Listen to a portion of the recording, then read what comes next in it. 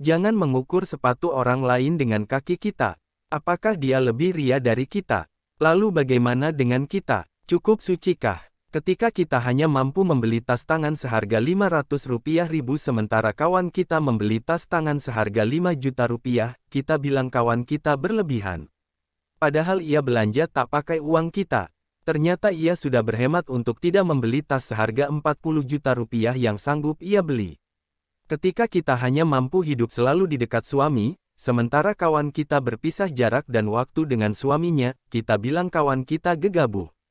Kita bilang ia menggadaikan rumah tangga demi materi. Ternyata ia tetap hidup rukun dan bahagia dalam perjuangan rumah tangganya. Ketika kita hanya mampu menjadi ibu rumah tangga, sementara kawan kita memilih bekerja sebagai pegawai, kita bilang ia menggadaikan masa depan anak. Ternyata ia bangun lebih pagi dari kita, belajar lebih banyak dari kita, berbicara lebih lembut pada anaknya, dan berdoa lebih khusyuk memohon pada Allah untuk penjagaan anak-anaknya. Ketika kita hanya mampu mengatur uang belanja Rp1 juta sebulan, sementara kawan kita bercerita pengeluaran belanja bulanannya sampai Rp10 juta, kita bilang ia boros. Padahal ia tak pernah berhutang pada kita.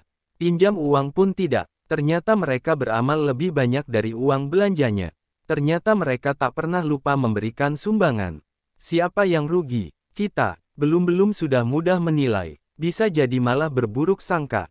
Padahal kita tak pernah tahu apa yang sebenarnya orang lain hadapi, orang lain lakukan, di luar sepengetahuan kita. Saudaraku, jangan mengukur sepatu orang lain dengan kaki kita. Jangan pernah mengukur kehidupan orang lain dengan ukuran hidup kita. Jangan menggunakan kacamata kita untuk menilai orang lain, penampilan luar belum tentu mencerminkan sifat aslinya. Jangan sibuk mengurusi urusan orang lain, apalagi ketika kita tidak tahu apa-apa tentang hal tersebut. Mungkin itulah kenapa sepatu kaca Cinderella only fits for her sibuklah memperbaiki diri sendiri, bukan menilai orang lain.